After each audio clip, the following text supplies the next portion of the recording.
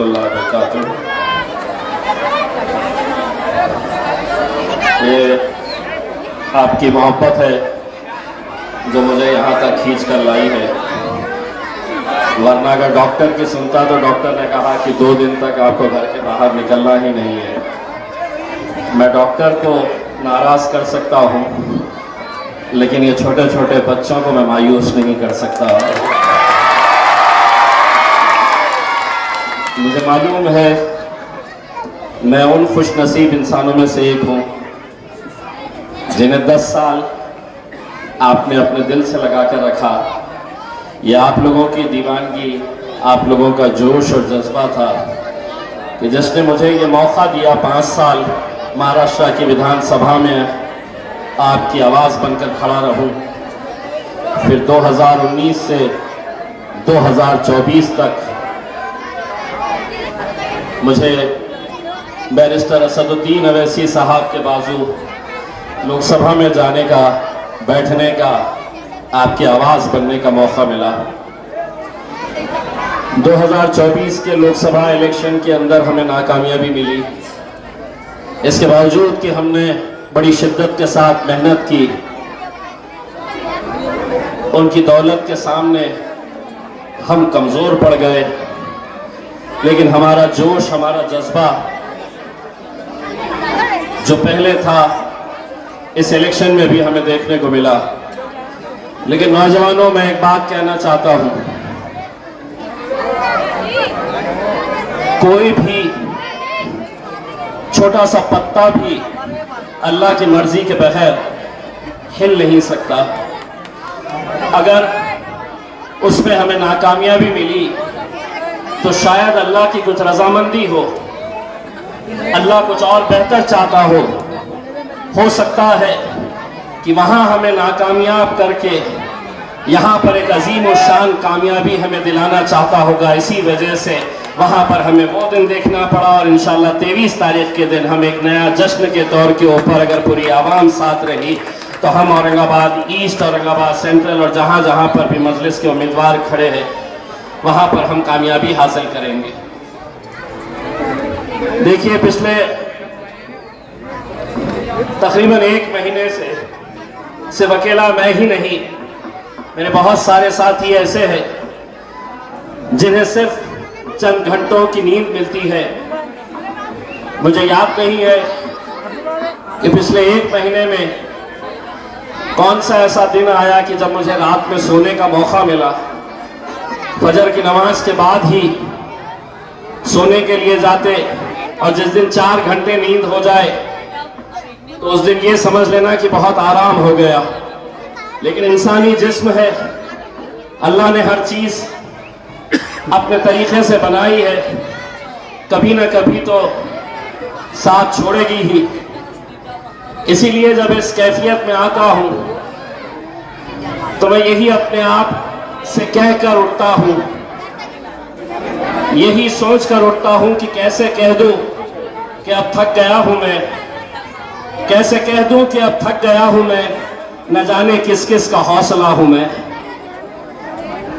इसीलिए आप लोगों की मोहब्बत ये जोश देती है, आप लोगों की मोहब्बत हमें ताकत देती है। 20 तारीख के लिए महज कुछ ही दिन बचे हुए हैं। ये इलेक्शन सिर्फ मेरा इलेक्शन है ऐसा नहीं है, ये हम सब का इलेक्शन है। और शायद आप अच्छी तरह से समझ सकते हैं कि पूरे महाराष्ट्र के अंदर 288 विधानसभा की सीटें हैं, लेकिन पूरे महाराष्ट्र के अंदर अगर सबसे ज्यादा साजिश, षड्यंत्र और पैसे का नंगा नाच अगर कहीं देखने को मिल रहा है तो वो औरंगाबाद की इस ईस्ट कॉन्स्टिट्यूएंसी के अंदर। वरना क्या वजह है कि एक इम्तियाज जलील को हराने के लिए 28 मुस्लिम उम्मीदवार खड़े किए गए थे। 28 कौन कौन थे? ऐसे लोग कि जिनका नाम भी उनके मोहल्ले वालों ने सुना नहीं था, लेकिन फॉर्म भर दिए। कहां से आया वो पैसा?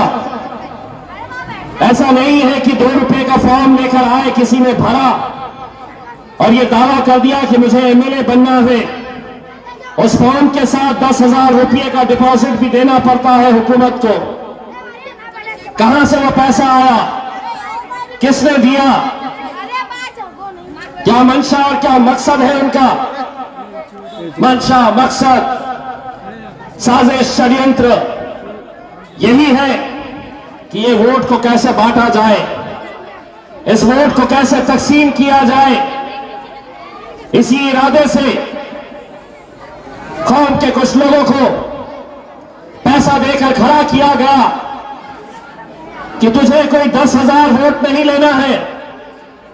अपने मोहल्ले, अपने गली के 100, 200, 500 वोट अगर लेने की ताकत रखता है, उस हिसाब से भारतीय जनता पार्टी के उम्मीदवार ने इन्हें पैसा दिया।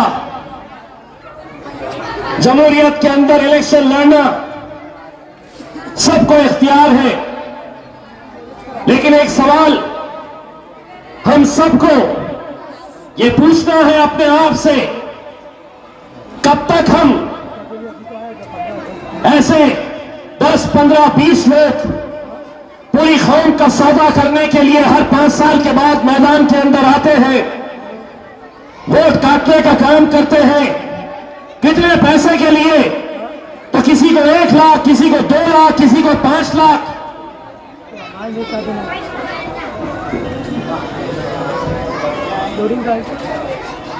तो मेरा ये कहना है मेरे भाई,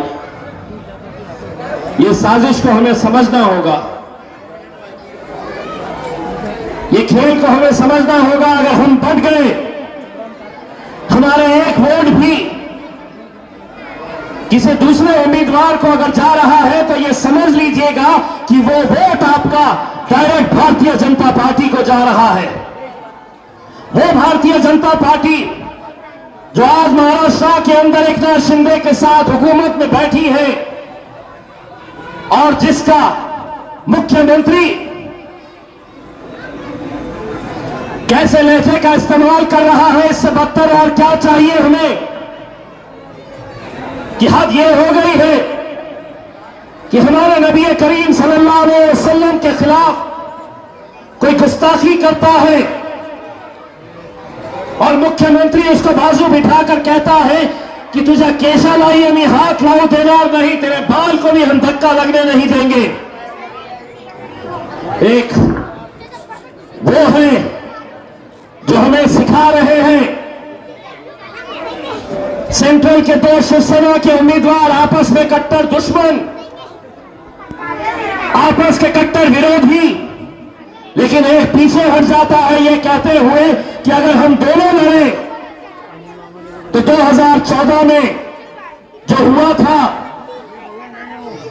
वही दोहराया जाएगा। वो पीछे हट जाता है। सही मानों में हमारे मुंह पर तमाचा मारा गया उस दिन कि वो इतने हिस्सों में बटे हुए हैं, लेकिन एक है और हम एक अल्लाह, एक रसूल को मानने वाले न जाने कितने हिस्सों में हम बट गए हैं। सियासत और मजहब को अब अगर हम अलग अलग चश्मों से देखें तो मेरे हिसाब से ये नादानी होगी, क्योंकि अब ये फैसले कि हमारे लोग सर पे टोपी पहनेंगे या नहीं पहनेंगे, ये दाढ़ी रखेंगे या नहीं रखेंगे, हमारी मस्जिदों से लाउडस्पीकर के ऊपर अजानें होगी, ये लाउडस्पीकर हटाना होगा, हमारी बच्चियां हिजाब पहनेगी या नहीं पहनेगी, इसका फैसला उन ऐवानों के अंदर होने वाला है, हो रहा है। लेकिन हम फिर भी समझ नहीं पा रहे हैं। यकीनन मैं आप लोगों का दिल की गहराइयों से मैं शुक्रिया अदा करता हूं कि जब जब भी हमने आवाज लगाई आपने उस पर लब्बैक कहकर एक ताकत बनकर हमारे कांधे से कांधा लगाकर खड़े रहे। लेकिन इस बार यह साजिश बहुत गहरी है। आपके अपने इलाकों को मैं आगाह करना चाहता हूं, यहां के नौजवानों को मैं यह आगाह करना चाहता हूं कि अगले 8 दिन आपको अपने मोहल्ले में, अपनी गली में, अपनी बस्ती में, अपने घर में चौकन्ना रहना है। अभी 3 दिन पहले नारेगांव में 2 लड़के पकड़े गए। रात के अंधेरे में गरीब मुसलमानों के घरों में जा रहे, तुम्हारा इलेक्शन कार्ड दो, तुम्हारा आधार कार्ड दो। एक घर में 4 इलेक्शन कार्ड, 4 वोटर, चारों के इलेक्शन कार्ड लिए जा रहे, आधार कार्ड लिया जा रहा। इलेक्शन से 1 दिन पहले उन सब के पास जाकर उनके उंगली के ऊपर स्याही लगाई जाएगी, जैसा इलेक्शन के दिन लगाई जाती है वोट डालने के लिए, और इसके बदले में आपकी कीमत तय की जाएगी। किसी को 300 रुपये एक वोट के, किसी को 500 रुपये। हराम की दौलत जिस भारतीय जनता पार्टी के पास बेहिसाब है, वो हो सकता है कि 600 रुपये और 700 रुपये भी दे सकता है एक वोट के। मेरे भाई, ये हम लोगों को चौकन्ना रहकर इन साजिशों को नाकामयाब करना है। और अगर अपने ही मोहल्ले का, अपनी ही गली का, अपनी ही बस्ती का अगर कोई लड़का कुछ पैसा कमाने के लिए अगर ये खेल खेल रहा है, तो इसको पकड़ने का और क्या करने का,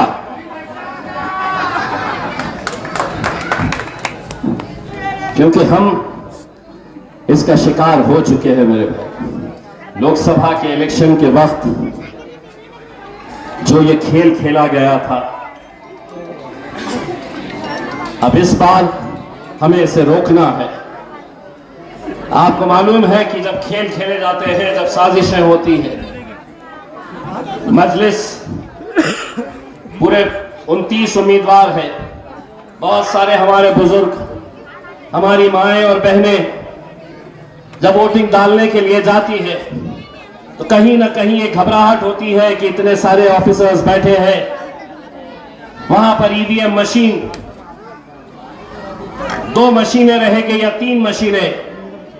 आपको जाना है और जाकर ऊपर से पहली मशीन के 1, 2, 3, 4, 5 और दबाना है 6 नंबर पे दबाना है।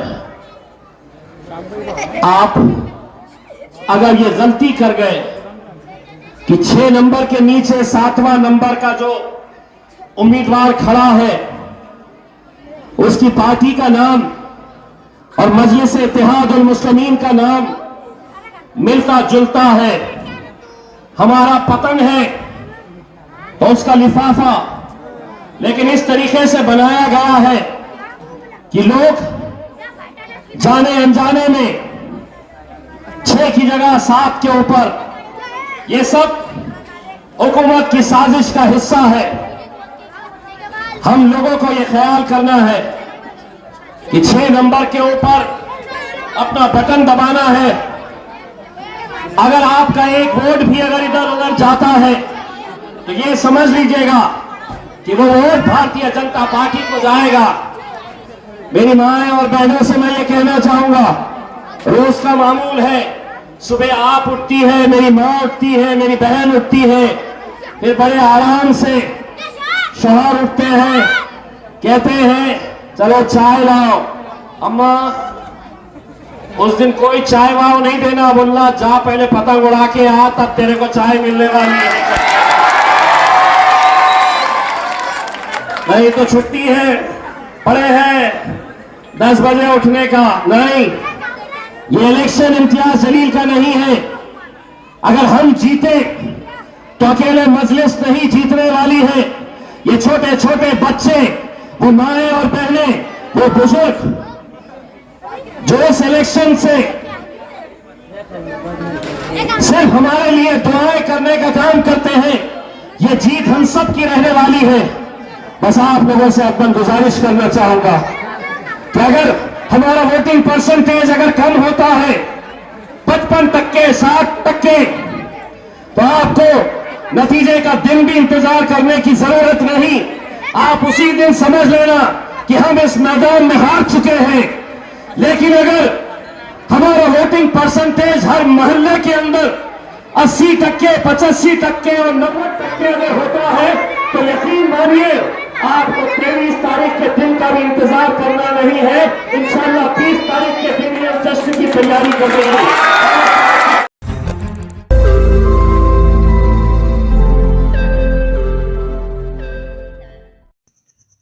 रोज नई खबरों को देखने के लिए हमारे औरंगाबाद समाचार चैनल को सब्सक्राइब कीजिए और नोटिफिकेशन पाने के लिए हमारे बेल आइकन को दबाइए ताकि हर खबर की नोटिफिकेशन आपको मिलती रहे।